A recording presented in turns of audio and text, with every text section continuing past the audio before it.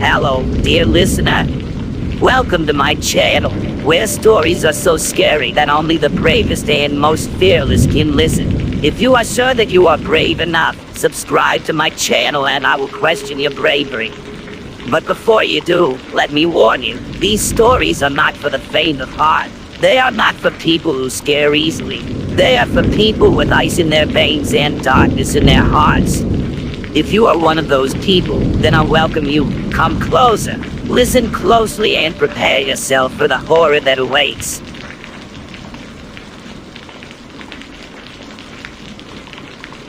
I'm a 24-year-old female that fell in love with national parks. So much so I decided to work full-time at one for 3 years. This experience allowed me to meet some great people, but it also welcomed some sketchy individuals. This particular story starts with a man that we'll call Sam. Sam was a tall man with a shaved head and glasses. He was the kind of coworker that would always linger awkwardly. He made everyone feel uncomfortable, but not enough to warrant any concern. The only issue that I really noticed was that he seemed like he had a drinking problem. He would show up to work, still drunk, and be sent home somewhat regularly. He seemed innocent, though, in a socially awkward way. I only worked with him for a few months before I was transferred to another location and was offered a pay raise.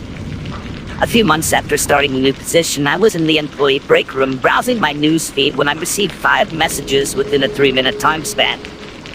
I didn't even realize people could type that fast. The messages were from Sam, something that caught me off guard because I had never spoken to him outside of my last position. The messages consisted of vague threats regarding my friends and myself. He seemed upset to find out that I had gay friends and thought that I was tainted from association. I was less upset at his foul perception of me and more angry that he had targeted my friends, who were truly lovely people. I'm bad when it comes to taking the high road and decided to give this man a piece of my mind. We weren't friends, hardly acquaintances, so I didn't feel that his behavior was appropriate, and quite frankly, I was angry. Through our exchange, the original rude context of the messages became obviously threatening. He told me that I should die along with my gay friends, and that he'd be more than happy to end our misery. I was shocked. His anger didn't make sense to me, and I realized that I wasn't going to reason with this lunatic, so I decided to get HR involved. We worked within the same company, so I thought this would be the best route to prevent any further harassment. HR advised me to block contact from him while they investigate, but to also alert authorities in case he decided to act out as threats. Authorities were involved and didn't seem too fazed by the messages that I showed them. They almost seemed annoyed that I bothered calling them in the first place. I filled out a statement and was told to contact them if anything progressed. The next day, I woke up to find trash all over my front steps. Odd, but not too strange. I actually thought it was a raccoon since I was in a national park. Then I saw a piece of paper with the words, "Watch your back," scribbled onto it. I looked around the other neighboring cabins to see if anyone was watching, but I didn't see anyone. I cleaned up the mess, but saved the note. I wanted to show my sister who lived with me. When she got back home later that morning, I caught her up on the previous night's events. She didn't even know Sam because, like I said, we weren't friends.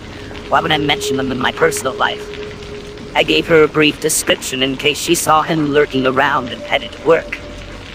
Halfway through my shift, I get a phone call from Alexa. She sounds shaken when she tells me that a man matching Sam's description came to our cabin and asked about me and where I was. She played dumb and pretended to not even know who I was. After an awkward silence, he said, "I'll be back to get her later," and walked away. She said he sounded and acted like he had been heavily drinking and had an intense coldness to him. I'm not messing around at this point, and I had watched enough crime shows to know that you shouldn't underestimate people. So I called the company's security team and asked to have someone check on my sister to be escorted home immediately. I'm home within 20 minutes of her phone call. She gave security some more information, and they were able to find out which cabin he resided in. Apparently, he only lived about a 2-minute walk down our street, which was really unnerving. Park rangers are called again, and they get more statements from the both of us and decided to pay him a visit. They seem to be taking the situation a bit more seriously now that he knows where I live. They come back after talking to his roommate. It's confirmed that he lives there, but hasn't been home since the night before. Authorities put a word out to keep an eye out for Sam. They offer to have a unit keep an eye out on us that night, which we gladly accept, and we go to bed. I wake up to 34 messages from an unknown number. It was Sam again. He was very angry that I got HR and Rangers involved. He said terrible things, that I was going to pay for this, that I messed with the wrong person, and that he was going to end me. I email HR and present them screenshots of the messages and texts. I demand they resolve this immediately and want to set up a meeting with the director to discuss termination. See, in national parks, when you're hired, the company provides cheap housing on site. And when you're fired, you have to leave the national park boundary within 24 hours. So I thought this would solve the majority of my issues. They seem to agree with me and try to locate Sam for a meeting.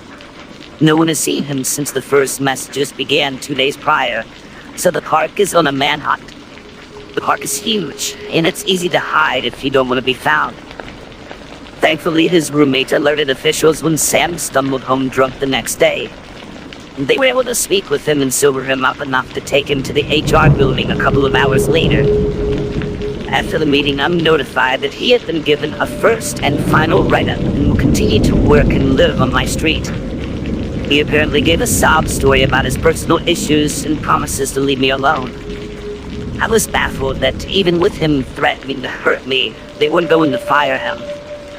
Thankfully, the Rangers were equally surprised and so offered to provide surveillance just in case. It was quiet for 3 days. I thought it was actually over and started to feel bad for Sam, actually.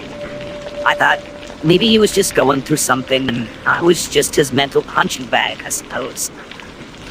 I didn't agree with it, but I no longer felt as threatened, if that makes sense. That was until I received a knock on my door and opened it to find 2 Rangers wanting to speak with me. According to the Rangers and a few people from the HR department, Sam's roommate had to call the emergency line when Sam started acting bizarre after the meeting and tried to convince him to lure me to a secluded place so Sam could take care of me. Thankfully, his roommate wasn't a psycho and reported the situation immediately once Sam went to the bathroom. Rangers were on site within minutes and had restrained Sam in order to search their cabin for evidence. They ended up finding a loaded firearm and a note that stated that he was going to end me and then take his own life. There was plenty of evidence for a case, and he was successfully banned from all national parks in the United States. I have since moved to a different state and have changed my contact information. He has since contacted me once to brag about how much I helped him secure unemployment benefits, which I quickly shared with officials. According to officials, he is restricted to a southern Arizona county due to other crimes that he later committed, and I shouldn't worry about him finding me. As for HR, the director actually had to deal with harassment from Sam after the banning and asked me to testify on her behalf if it turned into something more sinister. I haven't heard anything since, so I'm assuming she found another way to stop his assault. I don't understand why he decided to target me. We hadn't had very many interactions, even at work. I have tried to dig through memories to find a single time that I may have invited this kind of behavior, but I'm convinced it was due to many factors, including his instability and alcoholism.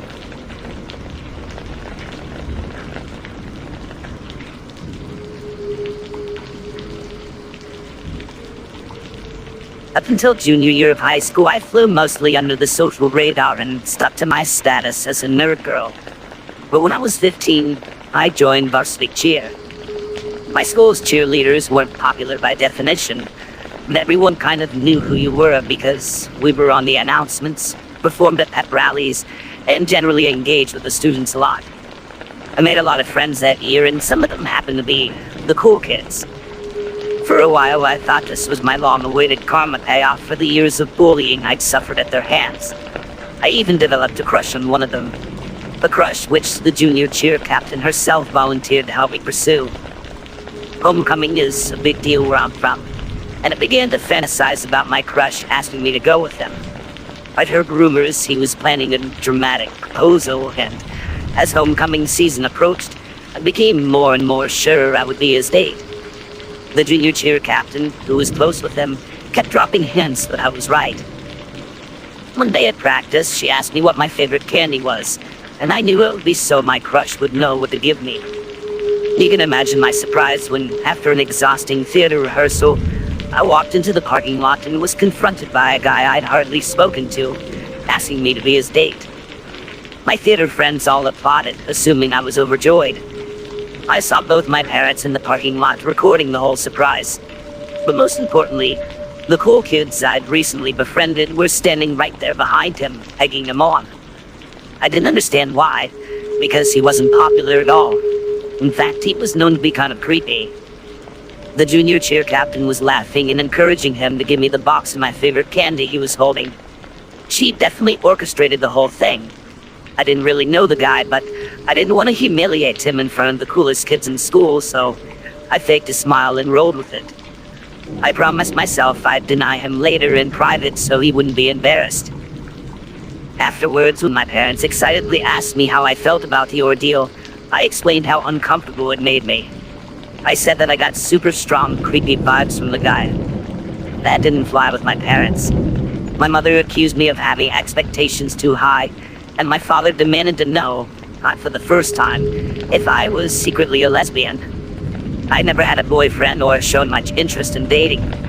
To make his case stronger, I'd just become best friends with the only openly gay girl our school was ever seen. Long story short, I knew that if I shut down my date, I'd effectively declare war on my parents. However, I played my dad's protective instinct against him and persuaded him to let me friend-zone my date. After all, he knows how high school boys think, right? I texted my date that night and explained that I only saw us as friends, but would still be happy to go to homecoming with him. He was very polite about it, although I could tell he was interested in me romantically. It seemed we'd reached a deal until the next day at school, when one of my cheerleader friends referred to my date as my boyfriend. I corrected her and told her we're just going to homecoming as friends. She seemed confused and told me my date was telling anyone who could listen that I was his girlfriend. A few more of my friends approached me with similar comments, and I confronted my date about them. He denied all involvement and suggested it was just a rumor. I reminded him that we were just friends and I had zero romantic interest in him. He said he understood. I got a call from the junior cheer captain. She pretended to be sweet and conspiratorial, but I was still annoyed that she'd led me to believe my crush would ask me to homecoming. She began her attempt to persuade me that I was wrong to friend-zone my date. She said that she'd spent many afternoons planning this proposal with him, and she knew he was kind of creepy from afar, but he was sweet and caring underneath all that. I said if he was such a catch, she should date him. Annoyed, she dropped the sweet act. She told me that I had to date him because he liked me so much and he'd gone through so much trouble to ask me to homecoming. I had to give him a chance because he'd gone out on a limb for me. I told her she was wrong and I didn't have to do anything I didn't want to do, and I owed him nothing. I ended up hanging up on her soon after that, but that was just the beginning. Starting the next Monday, he would corner me in the hallway and give me a rose he'd held in his teeth. He usually did so between my 6th and 7th periods, when my path through the hall crossed his. I was deeply uncomfortable with this and told him so, but he wouldn't stop. I took different routes to escape him, but the junior cheer captain and her posse made a point of tracking me down so he could find me elsewhere. Every time he did this, everyone in the area would treat it as a sweet romantic gesture, despite my obvious discomfort. Wouldn't any girl be lucky to have a boy so devoted to her that he gave her a rose every day? He was still telling everyone I was his girlfriend. The final straw for me was when he walked into a class he wasn't in to find me and give me my daily rose. My teacher, who was friends with the junior cheer captain, let this happen. For weeks afterwards, she would ask me about my date every day. When he came in, I told him to get out and leave me alone. His feelings were clearly hurt, and he left looking like a kicked puppy. My classmates started calling me cold and hard. It didn't matter what I'd said to them about him. I was an ice queen, refusing the sweet boy's advances. Everyone in the school had decided that I was in love with him, and nobody cared what I had to say about it. My crush, who was part of the popular group, joined the junior cheer captain and pressuring me into returning my date's feelings. At every event where the cheerleaders were present, my date would push his way to the front of the crowd. He would go to great lengths to get my attention. At football games, he would wave a flag in the student section so I'd look at him when we were cheering. The other girls would make comments on how endearing he was when he waited in the parking lot by our bus back to the school, just to hug me and tell me how great I did. I didn't know what else to do other than let this happen. I had only recently ascended to a position of visibility. If I conflicted too hard with the cool kids who were so dead set on setting me up with this guy, I could be an outsider all over again. I hoped that if I just kept ranting to my real friends about how creepy he was and publicly let him do what he wanted, it would all blow over. My school had a 15-second attention span, so some scandal had to one-up me sooner or later. The truth emerged, as usual, in the locker room. It turns out the junior cheer captain had been telling him during their afternoons together that I was into him. He'd come to her for help announcing his crush on me, and she'd gone a step further and convinced him I felt the same, despite the fact that I didn't even know his name. She'd lied to him for weeks prior to the homecoming proposal, and when I told her that was wrong, she didn't care. She told me I should be grateful, because everybody was starting to think that I was gay. My best friend, the lesbian who was starting a gay revolution, and I inspired and spread a rumor that we were dating. After all, everybody already thought it was gay, right? But my date wasn't fazed. In fact, he told everyone that he just turned me straight again. Ew. 3 weeks after he asked me, it was finally homecoming night. Thanks to cheer obligations and a complete coincidence involving a switched backpack that left me without my dress, I ended up only attending the dance for half an hour. My date awkwardly stood on the side of the room while I danced my heart out to Mr. Brightside. I almost felt bad for him when, right at the end, the junior cheer captain appeared like a summoned demon to suggest we slow dance at the next opportunity. Thank God I escaped that one by walking to the DJ and suggesting he play Footloose. My date walked me out to the parking lot to wait for my mom to pick me up. While we waited for her to drive around, which took entirely too long because she still hoped I'd stop making a fuss and date him, he asked me out. I politely declined. He quickly stammered that we could go with a group of people, like the junior cheer captain and my crush. I denied him again and made it clear that we were only friends and I wasn't interested in romantic endeavors because I was too busy. That was actually true. I wasn't in all advanced classes, varsity theater and cheer, and worked part-time. A few days later, a teacher eloped in Vegas, and nobody cared about my love life anymore. My date and I were distanced again by classes and activities and work. It appeared that everything was going back to normal. That Friday at the football game, my crush asked me to sit on his shoulders for the alma mater. Kind of a romantic thing at my school. Overjoyed, I accepted and hoped this was the beginning of a new chapter for me. I ignored the frantically waving flag in the stands. Monday, my date stood on the chair in his second period class and announced that everyone should be wary of my crush because he would steal your girl.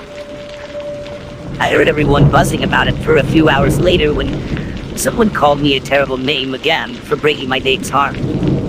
I knew I was being dramatic, but I decided to not go to lunch that day, terrified of running into him. I'm so glad I didn't. Later, I saw on Snapchat that my date had carved my name into his arm with a pair of scissors. His bleeding arm was screenshotted and sent to me by half a dozen people, most of them demanding why I'd hurt him like this. He did it in the middle of lunch in a crowded cafeteria, and somehow no administration noticed or cared. The school was buzzing. My date was a broken-hearted victim, and I was the evil, secretly gay woman who wouldn't give him a chance. I got so many dirty looks. My fifth period, I was ready to just walk out, but my good girl instincts kicked in and I decided to tough it out for 2 more hours. Around that time, I got a panicked text from one of my cheer friends. While she'd initially been insistent that I date the creepy guy, she apparently changed her mind after the lunch incident earlier. She told me that my date, who was in her 5th period class, was going off the rails. He had started out saying that he wanted to end his own life because I wouldn't love him. This had escalated to saying that he would hurt my crush for lying to me and stealing me away. Finally, he'd started talking about how he knew where I lived. My parents had given him my address when he initially wanted to ask me to the dance at my house, and he would make me pay for robbing him. I knew that after sixth period, our paths through the hall would cross. Since the beginning of this ordeal, the school had cracked down on students going outside, and my alternate route to escape him was no longer an option.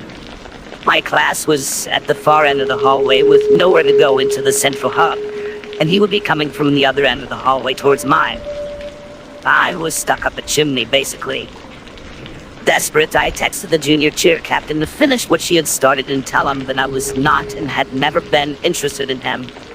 She'd made this mess, and I would make sure that she had cleaned it up.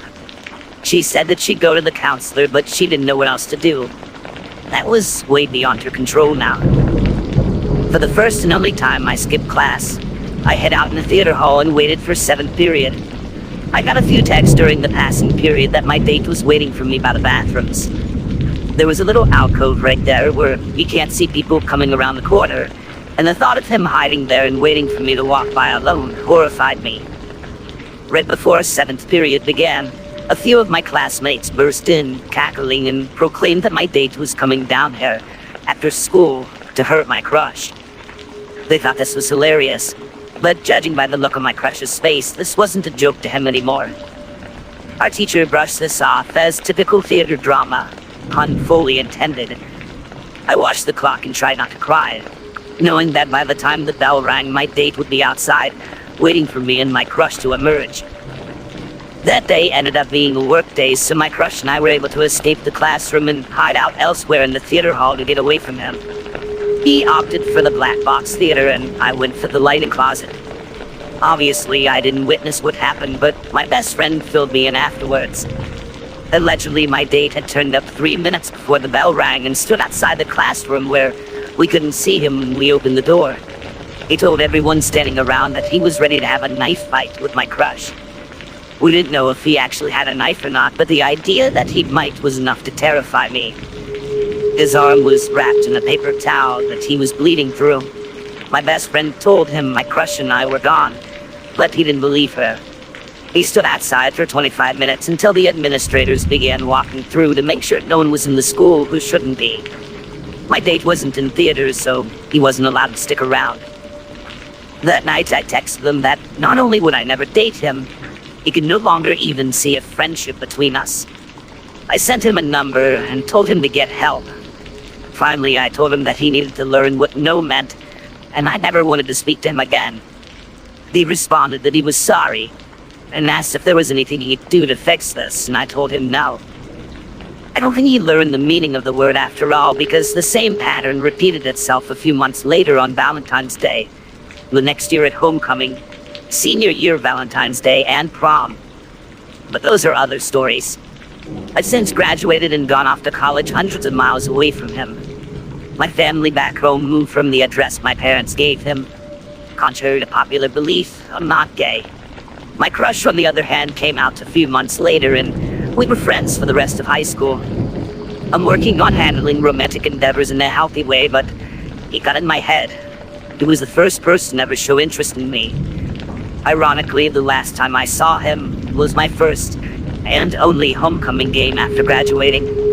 But this time, I had true friends to defend me when he predictably tried to pull some weird stuff with me. The worst part looking back was somehow being at fault for everything. To this day, people from my high school reference the whole ordeal as the time he wouldn't date that poor shy kid. I can't even appreciate red roses anymore.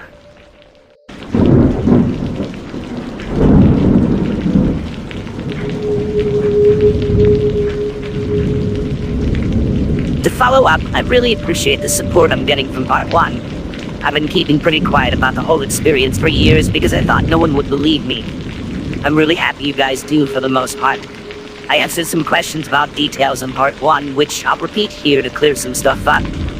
Part 1 happened in 2015 when I was a junior in high school. I'm a junior in college now. I was 15 during the first homecoming debacle because I'm young for my grade. Everyone else involved was 16 or 17 at the time.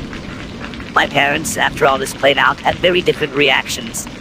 My mother apologized for not believing me in the first place and pressuring me to lower my standards.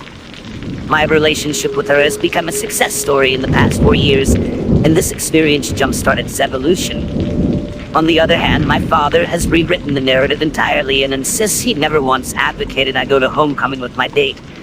He says he was always wary of this kid, and he also didn't ever ask if I was gay. I'm bi actually, but I didn't realize it until senior year of high school. I didn't go to the guidance counselor yet because she was known to be bad at her job, as you'll see in this continuation. She victim blamed a lot, and she would usually bring up her religion to solve students' problems, regardless of her school being public and non-religious. And she was fired after I graduated in 2017. My high school and home district in general was an administrative nightmare. I've heard from younger friends that after a massive staff turnover, things are starting to look up, but none of it improved during my time there. My story was perfectly in character for the level of ignorance my school expressed towards unhealthy activity. My date didn't and doesn't use social media, at least not to my knowledge. I found an abandoned Twitter account that looked like it might belong to him, but it was last active in 2016. I have no contact with him at all anymore, which I guess is a happy ending. A few people have implied I'm making all of this up. They're not the first, and they probably won't be the last to say so. Even I know this is wild, and that's why I didn't say a word about it for years. I don't feel the need to prove my honesty to random strangers on the internet. If there's anything I learned from this nightmare, it's that people only believe what they want to believe. The truth is that I had a really weird experience, and it affected my life in a lot of ways. Believe it or don't, I still have to deal with its repercussions on a daily basis. This post is less of an update than it is a continuation. Long story short, my ex-date didn't get the message after homecoming junior year, and he ended up pulling some seriously weird stuff even until we graduated. None of it was as epic as junior year homecoming, but it definitely cast a shadow over the latter half of my high school experience. From here on out, due to his activity for the next 2 years, I'll be referring to him as my stalker. For the months after homecoming, things started to settle down again. I didn't have any classes with my stalker, and the only person I still had to deal with was the junior cheer captain. She would go out of her way to be nice to me, inviting me to parties and buying me coffee and giving me rides to games, basically bribing me to keep quiet about what a manipulative person she was. My stalker reappeared on Valentine's Day 2016. I was still a junior, but I'd almost forgotten that homecoming even happened when, halfway through my day, he cornered me in the hallway and gave me a rose out of his teeth. I hoped that would be the end of it, but I underestimated my classmates' appetite for drama. During 7th period theater, we were in the library computer lab. After the rose thing, my crush from fall semester, who had since come out as gay, warned us that my stalker was carrying around a present for me in his backpack.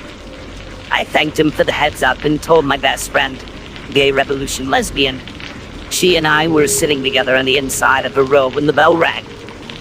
We stood up next to leave, but the girl on the other side of me turned to face us, blocking us off from the exit. She was a close friend of the junior cheer captain's. She asked me what I was doing after school, and I knew that she must be trying to herd me towards my stalkers so I could collect my presents. I leveled with her and said that I knew my stalker was waiting for me somewhere, and I told her straight up that I wasn't going to play nice with him anymore. She turned on the same old guilt trip as everyone else, telling me how much he cared about me and how hard he worked on these presents, but I refused to go. I knew I needed to get out of the school as soon as possible before she just told my stalker to come meet me at the library instead of the theater hall. To get her out of my way, I said I need to go meet him after I went to the bathroom, and she moved out of the walkway. My best friend and I hid out in the bathroom, farthest from the theater hall. I knew he wouldn't leave until he delivered his gifts. We had rehearsal that day, so I knew I'd have to go down there sooner or later. My best friend suggested she go down and retrieve the presents from me, so he'd leave before I had to go to rehearsal. 2 more of my friends happened upon our bathroom crisis, and they decided to link up with my best friend on their mission. I waited in the bathroom while they went to intercept the gifts. 20 minutes later, they returned. Among the gifts were 3 boxes of my favorite candy, which I didn't really like anymore thanks to this whole mess. an expensive Doctor Who jewelry box, and a full bouquet of roses, again. They told me, laughing uncontrollably, that there had been a whole group of people waiting for me to walk into the theater hall.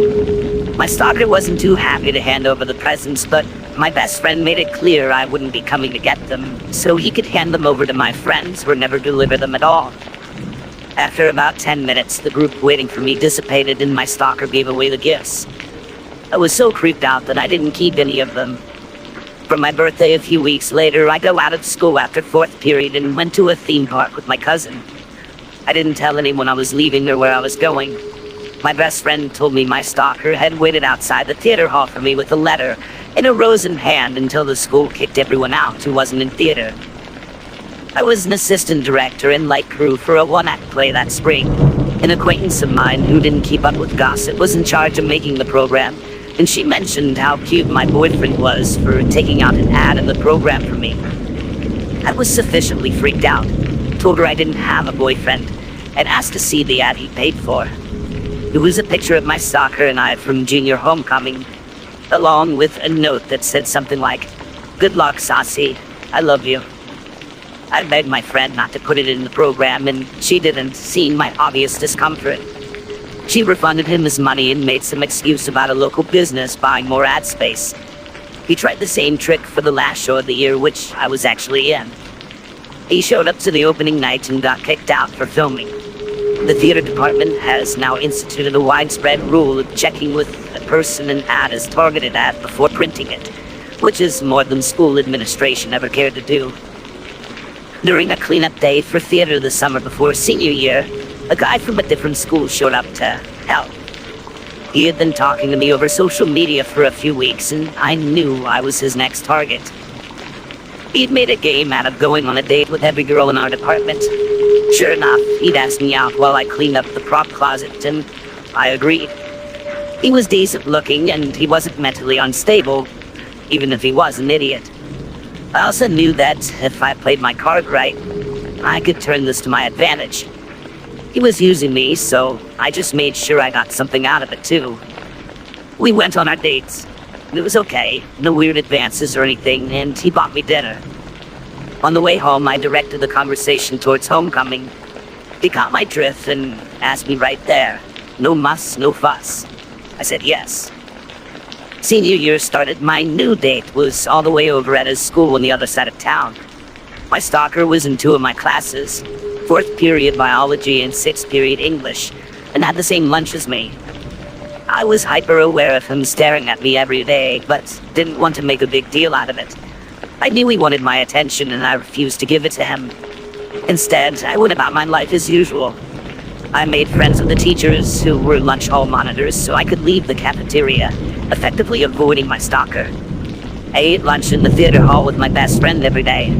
I asked my biology and English teachers not to make me sit by him or work in groups with him, and they agreed, if somewhat reluctantly.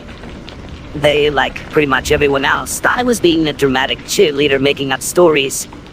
I was a senior, and I really didn't want to deal with this nonsense of a crazy stalker anymore. Not that I ever wanted to in the first place. Homecoming was even earlier this year than last year. In the English class, my stalker sat near 2 theater girls who usually walked to 7th period theater with me, and he turned around to ask them for ideas on how to ask me to homecoming. They were in the camp of classmates who were amused by my stalker's antics, so they wanted to rile him up and watch the fireworks. They also knew about the other idiot that I was talking to because theater kids are the worst gossips ever, and they gleefully told my stalker that I already had a date. He proceeded to attempt to bite his finger off in class, which went about as well as you might think. Obviously he didn't succeed, but he did draw blood, and he terrified my 2 theater friends who had incited his instability. He stared at me the whole time, and I sat on the other side of the room and ignored him. I didn't care what he did. I refused to give him my attention, and I wouldn't be intimidated by him anymore. After class, my 2 friends came up to me and told me the details about what had just happened. Together, the 3 of us approached the English teacher. She believed me fully this time. He was moved into a different English class by the next week. Side note, bless this teacher. She was the first adult I encountered who took action to protect me. and she continued to check in with me about the situation throughout the rest of senior year. Sixth period became nothing less than a sanctuary for me because, for once, somebody believed me, and they were listening. I didn't have to worry about Tim after fourth period because I skipped lunch every day. I was getting confident about my escape maneuvers. I forgot to mention the third and weirdest self-harm incident. After getting kicked out of English class, he desperately wanted my attention. So he got a pass out of his class one day and found mine. He walked to the trash can outside the door to my class, and I watched in horror and disgust as he pulled out a tooth and held his face over the trash can, spitting out blood. I know I said I wasn't giving him attention anymore, but the kid just ripped out a body part. I feel like I'm allowed to be terrified. Then my usual hall monitor was gone, and I got stuck in the cafeteria. I had been out of lunch for so long that I had forgotten my stalker was in the same one until I had accidentally made eye contact with him, staring at me from across the room like some kind of grudged ghost. The second I saw him, he started speed-walking across the room to my table. I ignored him, hoping he was just trying to psych me out, but it didn't work. He sat down in the seat next to mine. I was freaking out. I looked at the girl on the other side of me and begged her to get him out of here. She simply laughed at me. The year before, I would have kept quiet and dealt with my discomfort for fear of people hating me. But I was a year older and already contracting senioritis, so I stood up, grabbed my backpack, and stomped out of the lunchroom. The hall monitor stopped me, asked me where I was going and if I had a pass. I said I was going to talk to the crisis counselor, and he let me go. Probably because he didn't want to touch that with the 10-foot pole. I walked directly to the counselor's office, signed in, and found myself sitting in her office a few minutes later. I told her the whole story from the beginning. I had been to her office once before, and she shooed me away after saying I was being too dramatic. This time, she didn't. Instead, she spent the greater half of the hour I was there asking why I hadn't come to her when all this started. When I finally got her to address the actual problem, her first question reaffirmed my fears. She asked me, after I told her about the self-harm and threats and general creepery, what about him made me so opposed to dating him? I thought I was going to scream. I had a gut feeling that the truth wouldn't get me anywhere, and I needed action. I didn't care how I got it done, but I needed him out of my life, and definitely out of my classes. So knowing full well her attachment to Jesus, I pulled the Saving Myself for Jesus card. I put all those Sundays being forced to go to church to good use, and it worked. She stopped asking me why I'd waited. Why not just date him? And asked what would make me feel safer. I told her to get him out of my schedule, and she said she'd look into my options. Within a few days, I was called back to her office. She had gotten him placed in another lunch period, but biology was only offered fourth period, and both of us needed it to graduate. I still consider this a victory. I only had to see him for 15 minutes every day. She told me to come talk to her whenever I needed someone to lean on. She would make sure my teachers understood. Fun fact, junior year, my best friend was assaulted by an adult man. When she left class mid-panic attack to go see the crisis counselor, she was told to pull herself together and get back to class before she missed anything important. My stalker found new methods of seeing me. My best friends didn't make the cast of Winter Musical, but I did.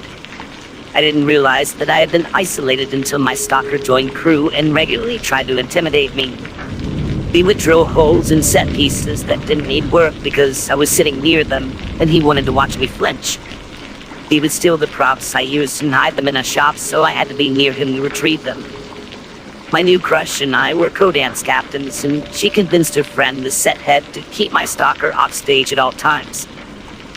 After musical ended in spring, my new crush told me she'd heard my stalker was getting angry about me playing hard to get.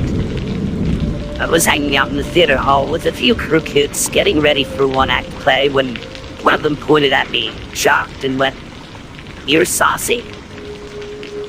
He told me he'd seen pictures of my backyard. I was confused and weirded out. So he explained that my stalker had showed him pictures of my backyard and porch. I asked to see them, and he said he didn't have the pictures, he'd just been shown them by my stalker. I didn't really believe him, and he could tell, so he said, You have a big bay window in your living room, a bunch of bikes on your back porch, and a big rose bush. It was an accurate description. I don't know for sure how to explain that, but I've theorized that my stalker had at some point been in my backyard before we adopted our purebred Doberman. The doggo had freaked out in the middle of the night a few times, but we brushed it off. Now, I wasn't so sure. My bedroom was in the front of the house, so I tried to reassure myself by thinking he hadn't seen me changing or anything super scary, but it didn't really help. My best friend was disowned by her mother and stepdad, and within a weekend, she was shipped off to live with her biological father. I told myself I could survive the next 4 months and graduate, and then I'd never see my stalker again. I persuaded my parents as prom and graduation approached that I only wanted one present, my best friend. They paid for her a plane ticket both ways and flew her home to be my date to prom. I kept her a secret so I could surprise our other friends when she showed up at prom to dance with us. My stalker only briefly entertained the thought of asking me to prom, which I later discovered was the now senior cheer captain's doing.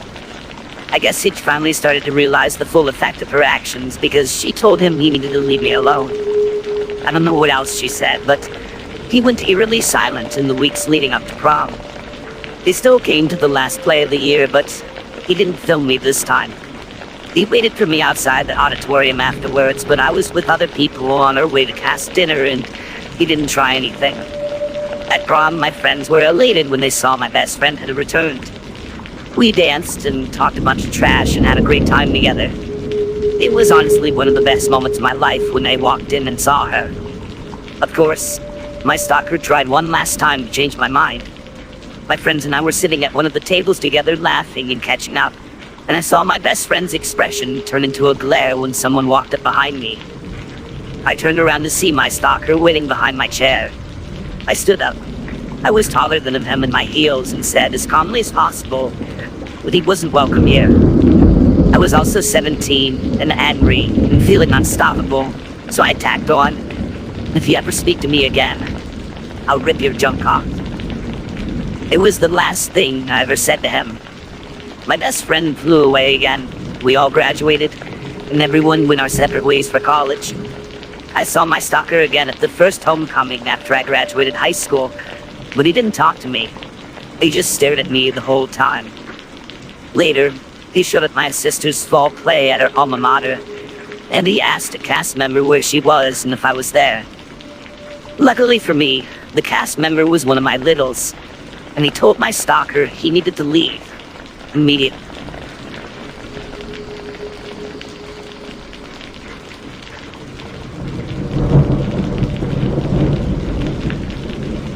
This all just happened only a few hours ago, so I'm writing it down now while the memory is still fresh. My wife and I have been talking about it non-stop since it happened and have been unable to come up with any explanation that even begins to make sense. Please help us figure this out so we can forget about it. I'll try to make this as short as possible, but I need to make sure you get all the details so you can help us figure this mess out. Today we plan on going on a 4-mile hike. The trail makes a big loop with the beginning point also acting as the ending point. The story begins in the trail parking lot. There were about 5 other cars in the lot, and out of the car nearest us came a middle-aged couple.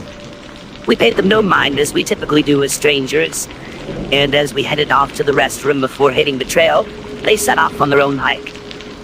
When we started the hike, we chose route number 1, doing the loop counterclockwise. The trail itself makes a huge loop about 4 miles in length, with the parking lot being at the highest elevation, and the lowest point being the middle of the trail. The ascent from the bottom middle section to the top going either direction is extremely steep, slow, and slippery, and tough. This is important information for later. About 20 minutes into our overall 3-hour hike, we reached point A, where we caught up with the older couple. About the time we caught up to them in the canyon, they decided to turn back towards the parking lot, passing us along the way. We exchanged smiles and waves as we passed, and again, thought nothing of it. From point A to point B, everything seemed totally normal.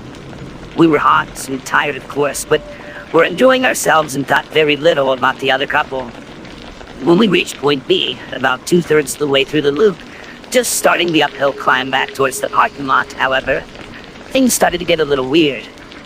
As soon as we exited the low-lying canyon region, we saw the same couple heading towards us, as if though they had returned to the parking lot and opted instead for route number 2. We still didn't find this to be completely out of the ordinary, as the first canyon, around point A, was tough to get down, and it seemed that they were somewhat unprepared. The woman was wearing a knee-length skirt, a very bad choice for sliding down slippery canyon slopes and climbing steep rock blocks, and it appeared they had not brought a pack with water or anything. We passed them again, exchanged pleasantries, and continued on. This time, though, we did talk briefly about the situation. We found it odd that they had made it far enough to meet us at this point, as the first parts of Route 1 and 2 were steep and slow, and the area between point A and B were pretty flat and steady. Considering the difference in terrain and their age, apparent physical conditions, we agreed it was awfully strange to see them at that point on the trail, but we continued on anyway, just shrugging and thinking no more about it. Soon afterwards, we made it to the outlook, which was a couple hundred feet above the bottom section of the trail, and 10 minutes past point B. As we paused to take some pictures and catch our breath, my wife pointed out she could hear their voices below in the canyon as we rested. We listened and mutually agreed that it was probably the same couple, since the point the voices seems to come from would be the right spot for them to be, at least given the location we saw them at, and the lack of anyone else in the trail so far. Still, nothing too strange yet. That is, until we reached point C. Between the outlook and point C, which was 20 minutes from the end of the loop and 40 minutes past point B, was a wide gravel trail with steep drop-offs on either side.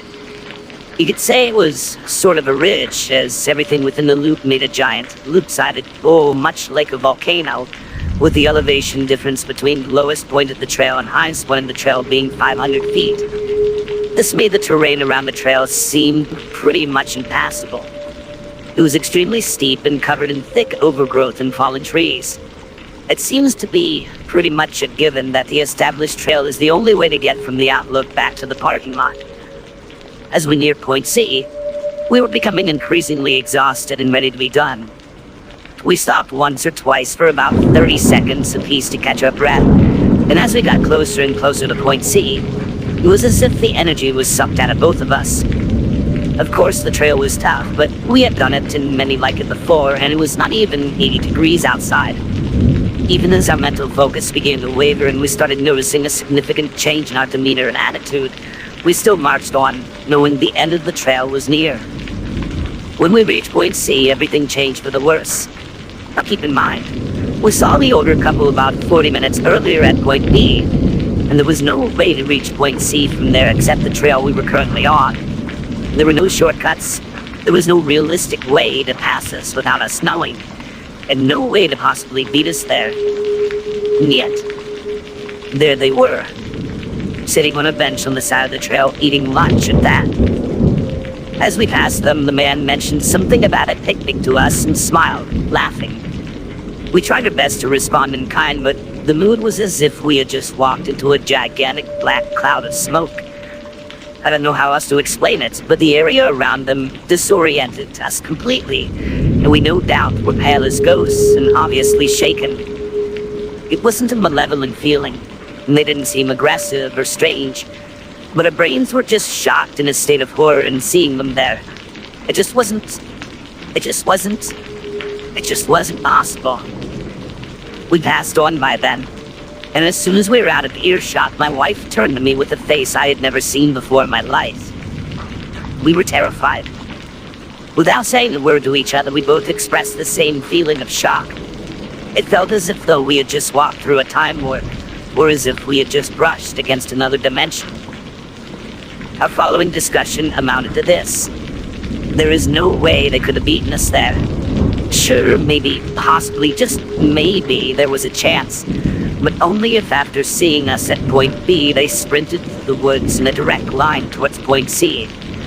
Now this would require them to run up steep rock bluffs through unmarked woods, and who knows what else for over a mile, in 40 minutes.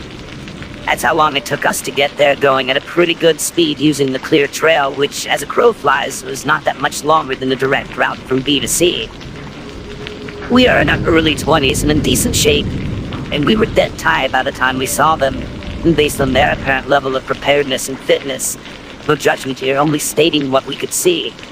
There's no way, even if they did take a direct off-the-trail route, they could have made it there before us. On top of that, they had somehow found 2 Bud Lights and a lunchbox full of sandwiches on the way, and were already done eating by the time we met them at Point C. All of these things, combined with the overwhelming feeling we got when we encountered them at Point C, had left us in mental shambles for the past several hours. We have no idea what to make of this, and no clue how to explain it in a way that even begins to make sense. Please, help us figure out what this was, or who they were.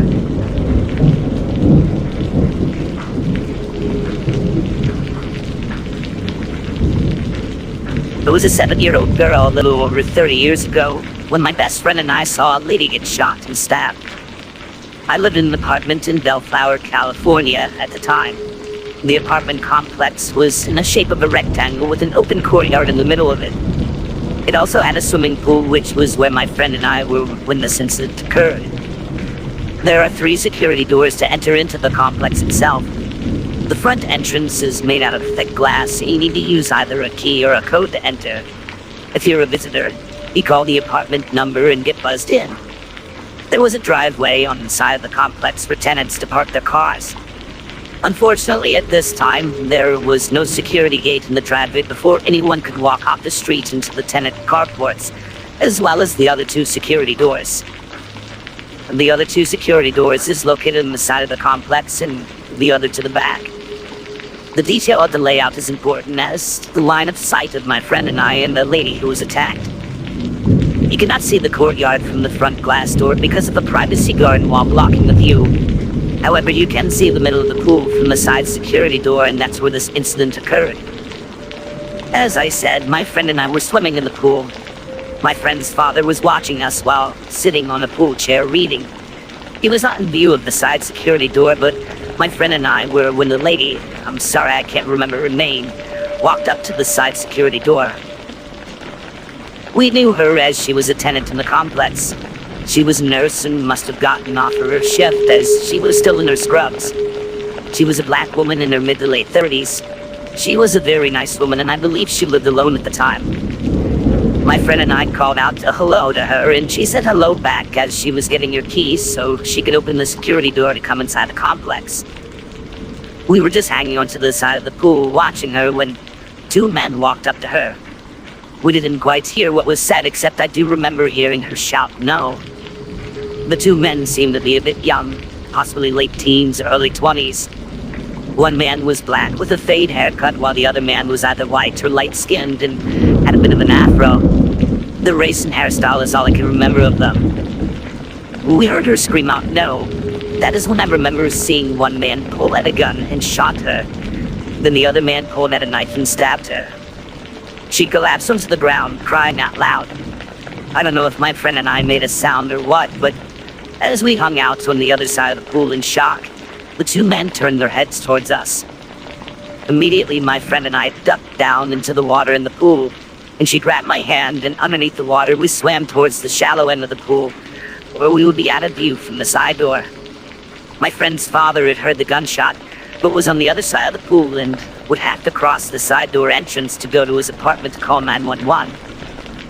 We had to wait a few minutes to ensure that the men did not enter, as they now had the lady's purse and keys and could get inside the complex if they chose to. Once my friend's father knew they were not coming inside, he told us to stay in the pool, and if they come in, to duck back under the water. Then he ran to their apartment and called 911. I started to get out, but my friend pulled me back, asking what I was doing. I told her I wanted to see if the lady was okay, but my friend told me to stay, otherwise I could get hurt too. We were both crying and so worried for the lady. I can't remember much after this, as I tended to lose some memories of traumatic experiences when I was younger, due to some trauma I had gone through as a child. I do remember some things though, and as I got older, I tend to have some flashbacks occasionally. My friend's father came back out and said the police and ambulance were on their way, and for my friend and I to get into the apartment. My friend's mother was there, so she took care of us while my father's friend went to check on the lady. I can't say for sure whether or not we were questioned by police, and I've talked to my friend about this, and she has a hard time remembering this as well. She actually completely forgot until I asked her about it after remembering myself. I do remember being told, though, that the lady did actually survive, thank God. But she never went back to that apartment complex again. No surprise there, though. While the lady recovered in the hospital, her family members came and removed everything from her apartment. This was the last straw for the tenants.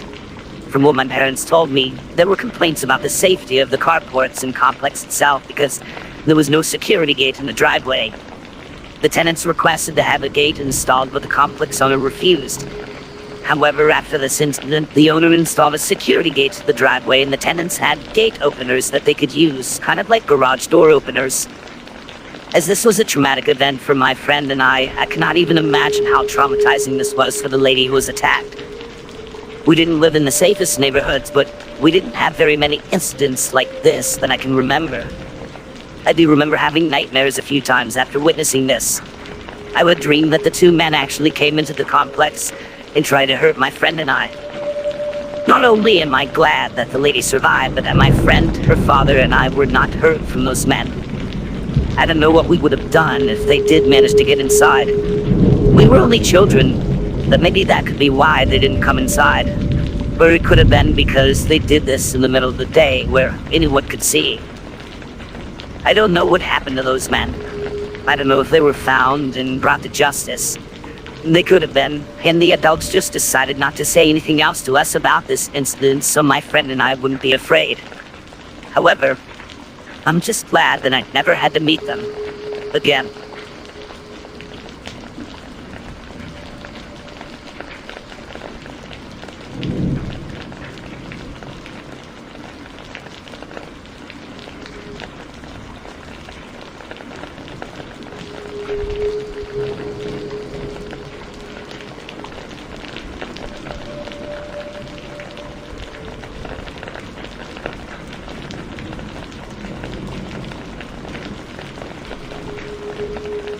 For more bone-chilling narratives that will keep you at the edge of your seat, subscribe to my channel. By doing so, you'll gain access to a growing collection of real-life horror stories that will both captivate and energize your senses. Join the community of fellow enthusiasts, and together, let's explore the eerie unknown.